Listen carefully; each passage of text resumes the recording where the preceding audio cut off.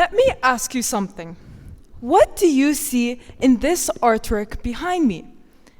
Yeah? Aha! A landscape and a group of people. You're right. Now, tilt your head. Look again. What else do you notice? Yeah, an outline of a man's face. You're right. So, in just a few moments, we've uncovered a landscape, a group of people, and an outline of a man's head. But here's the fascinating part. We all looked at the very same painting. The lines haven't moved, yet we all noticed something different. That, ladies and gentlemen, is what we call perspective.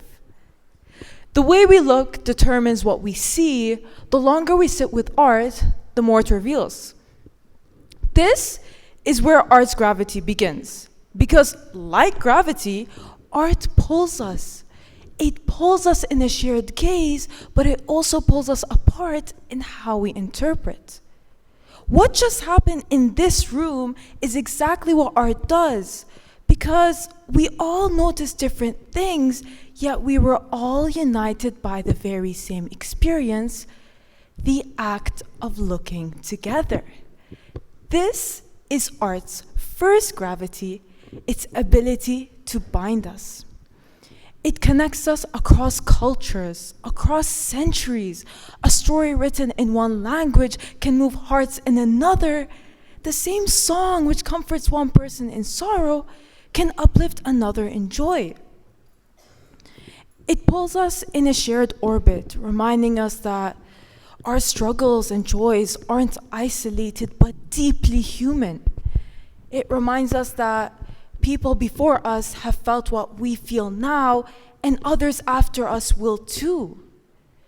This is the gentle side of art's gravity, its ability to pull us into memory, community, and into humanity itself.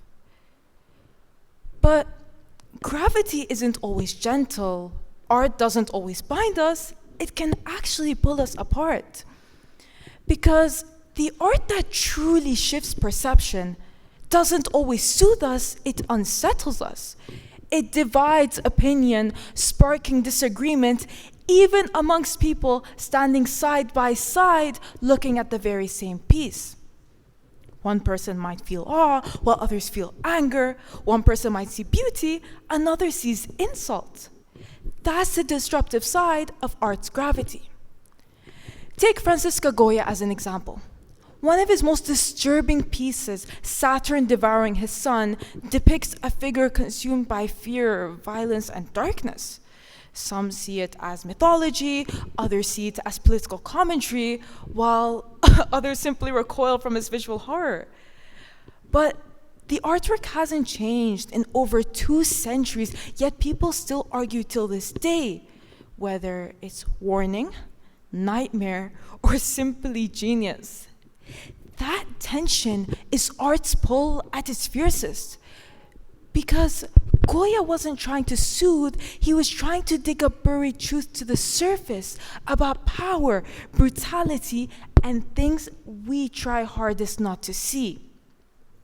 This is the other force of art's gravity, its ability to challenge, disturb, and divide, not because it wants to distance us, but because it's pulling us to the very truths we resist the most. Now, unlike physical gravity, art's gravity can be resisted. I want you to imagine yourself, right? Standing at an iceberg, floating in the ocean. Now, what you see above the surface, it's only the tip. Most of it, the weight, the mass, lies hidden below. Art is like this. At the surface, we see the beauty of color, the balance of composition, the craftsmanship that makes us pause. This is the easy part. The conscious layer is what we notice first, and typically where we choose to stop. But deeper lies something much larger. The history, the cultural memory, the context in which the piece was created. This is the part that connects art to people, to events, and to realities. Like the subconscious mind, it shapes meaning without us even realizing. But deeper lies something much larger, the disturbing questions that force us to reconsider what we thought we knew. This is the part we choose to resist the most, yet the part with the most gravity. Most of the time, we admire the surface, maybe take a photo and move on. We stay above the waterline because it feels safer there, but by doing so, we leave unchanged. So what happens when we don't resist? When we let art pull us beneath the surface, it shapes us. Not always gently, but it changes how we see, how we think, and how we move through the world. For me, that pull happened with this sculpture. I remember looking at it for the very first time, carved over 2,000 years ago, missing both arms, incomplete and yet utterly magnetic. At first glance, she's perfection, the tip of the iceberg.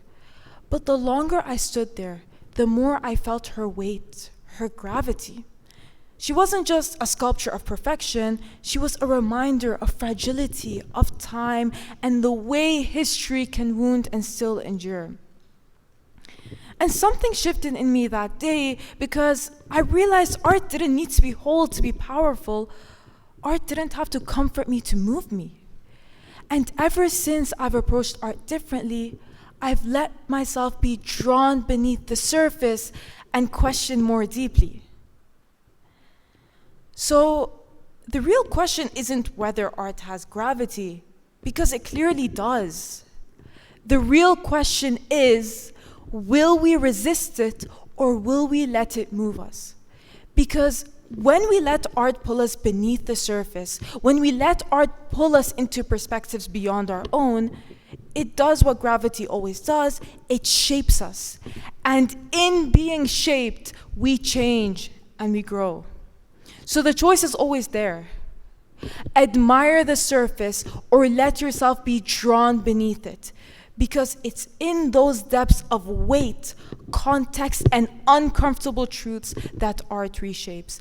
And though the pull may unsettle, it's in those depths that growth begins. Thank you.